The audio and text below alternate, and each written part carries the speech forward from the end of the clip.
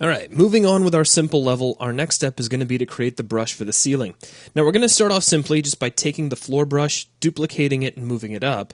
However, we're then going to make things a bit more complicated and perform some modeling operations on the ceiling brush using geometry mode so that this back room has kind of an elevated ceiling. And you'll see what I'm talking about as we move forward. So here in the perspective view, I'm going to click on the Maximize Viewport button, and then I'm going to switch us over to Brush Wireframe mode so that we can see all of the various brushes that are making up our level. Now, I'm going to select the floor brush, and holding down the Alt key, I'm going to drag this up and just place it right here on top of the level. Now, if we take a look inside the level, our lights are kind of close to the ceiling, so I'm going to grab my lights, holding down Control so I can select them both, and we'll just kind of center these up on the room. Now, if we switch back over to Lit mode, currently we don't have a ceiling, but as soon as I recalculate my geometry, boom, there we go. So we've got a very simple ceiling, and I suppose we could just leave it at that, but that wouldn't be any fun. So let's make something just a little bit more interesting. I'm going to go right back outside the level and switch back over to Brush Wireframe mode.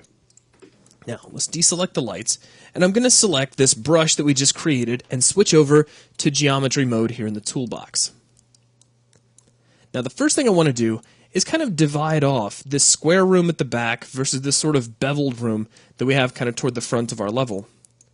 So I'm going to select this top edge that's nearest us, and you got to be really precise with your selection. There we go. So now we have that edge selected. I'm going to click the split button, and I want this split to line up with the right-hand edge of the central wall. This is probably most easily seen in the top view. So I'll demaximize the viewport, and let's maximize the top view.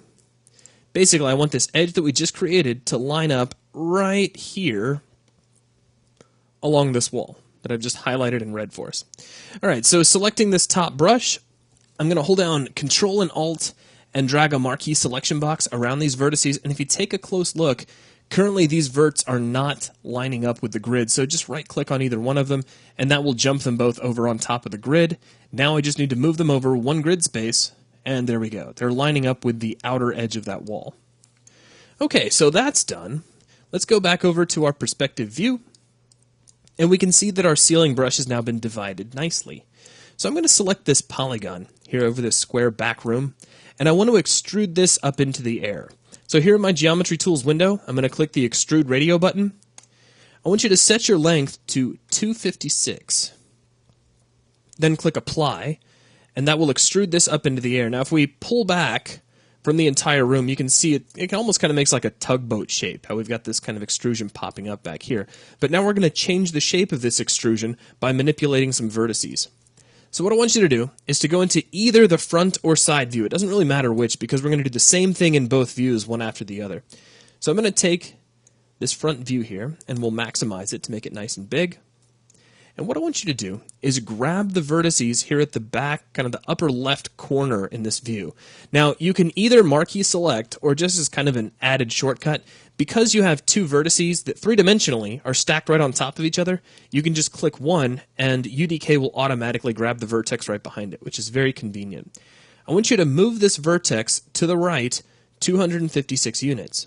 Now, if you look down at the bottom of the screen in the console bar, at the very bottom, you can see that we are indeed moving that over 256 units. It actually gives you some feedback. But if you can't see that for some reason, really all we're trying to do is get a nice 45-degree diagonal line right through our grid marks. So now let's do the same thing over here. I'm just going to click on these vertices, move them to the left, 256 units. And there we go. So now we've taken care of the shape in this view. Now I'm going to demaximize this viewport and go over to the side view. And now we'll maximize this view. And we're going to do the same thing. So let's grab the vertices in the upper left corner. We're going to slide these to the right, 256 units. And now let's take the ones over here and we'll slide these to the left, 256 units. Awesome.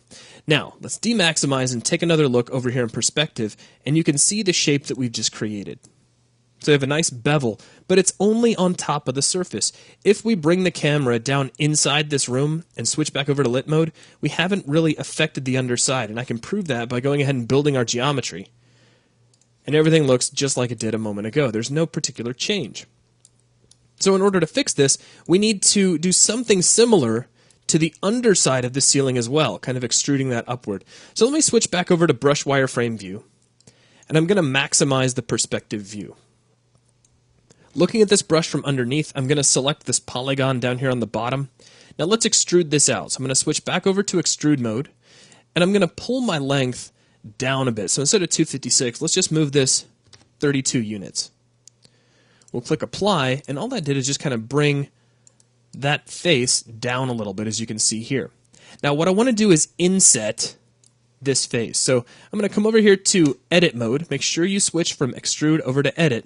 And I'm going to tap the space bar and switch over to my scale widget, which you can see here. It looks like 3 cubes all kind of combined with some red lines. What I want you to do is to drag upward with your mouse. So in my case, it's upward. It may depend a little bit on your camera orientation. And what that's doing is that's scaling this face down. If I pull back a little bit, it'll be a little easier to see. See how we're just kind of scaling that face? I want you to pull that in just a little bit. It doesn't really matter how much at this point. And once you're done with that, let's jump over to a top view. So I'm going to demaximize the perspective viewport and switch over to the top view. Now, I just scaled that in about 5%, and I got exactly what I was looking for, but perhaps it's a little bit different on your end. So let's talk about moving these vertices. The 4 vertices that we just created, if I maximize the top view, are this vertex, this vertex, this vertex, and this one up here. So these kind of 4 inside corner vertices. What we want is for these to be lined up with the inner thickness of the walls, which in my case they already are. But just to give you an illustration of what might happen if you had kind of a different amount of scale, what I'm going to do is grab this polygon again, and I'm going to scale this in really far, and then we'll take a look at actually moving these manually. So now let's go back over here to the top view. So I'll just start with this one vertex, and I'm going to tap the space bar to get my translation or move widget. And we'll slide this to the left, and then slide it up. Now check it out. On that second movement, notice that it tried to move the entire brush, so do be aware of that. Make sure you reselect the vertex if you need to. And we're going to move that to just the inside corner. Now notice, as I did that, we got a lot of extra edges that just suddenly appeared. That's because our polygon face that's defined by these vertices is suddenly non-planar. But don't worry, we'll clean that up here in just a moment. So now let's grab this next vertex, and I'm going to slide this to the right. Make sure we select it again, and then we'll slide it up a little bit. And we'll just repeat this process all the way around. So we'll slide this guy out and slide him down, so we're just matching him to the inside walls. And this is our last one. Now this one I'm actually going to move in both vertices, or both axes at the same time.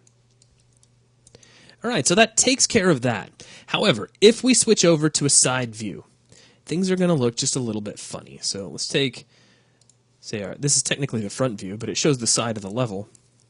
Now things are brought inward, like in the X and Y axes as much as they need to, but it's not level with the underside of our ceiling. So what I'm going to do, if I pull back, I'm going to draw a marquee selection box around these 4 vertices here at the bottom, and I'm just going to slide these up 1 grid space. And that levels off the underside of our ceiling. So all we've done is we've created a nice inset so that the polygon that sits in the center of our ceiling is lined up with the inside of our walls. All right, so let's demaximize this viewport, and I'm going to jump back over to perspective. In fact, if I enlarge perspective, it'll probably be even easier to see what we just did. So I'm going to select that polygon in the center, and now you can see that bordering this polygon, we have a nice inset that is the exact same thickness as our walls. However, we also have these extra edges that came in when we started moving vertices around. If those are distracting to you, then a way to get rid of them is simply to select your brush in its entirety. So just deselect and then reselect the brush, and you'll see there's an optimize button you can click here, and that will get rid of any edges that are unnecessary for our shape. Now, I just accidentally moved the brush, so let's make sure we don't do that. I'll just slide that back up a little bit, and there we go. So it simplified our brush, got rid of any excess edges, and you can see how that works. All right, now let's go ahead and get out of, well, we don't necessarily want to get out of geometry mode just yet. We have one last thing we want to do. We still have this inset polygon that we have here in the center.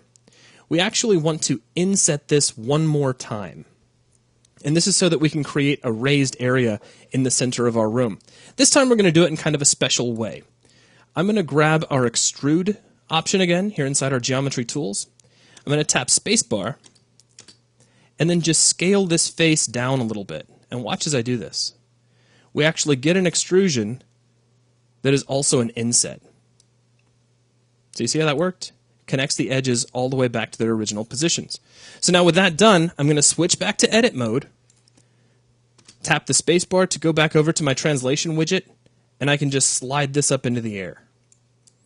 And you see how that creates a nice beveled area inside my ceiling. Now currently it's not exact. It doesn't line up perfectly, but it's pretty close. We can actually go into the side viewports and clean that up a little bit. So I'll demaximize the perspective view. Let's come over to our side view and I'll just maximize that first. And really all I'd like to see here are some nice 45-degree angles, which means I'm going to start with this vertex and slide it to the left once. We'll grab this vertex and slide it to the right. And you can see how that cleans everything up and makes our lines nice and parallel. So now we'll demaximize that view. And let me switch my geometry tools over and we'll maximize our front view. And we're just going to do the same thing. So we'll slide this over and slide this over.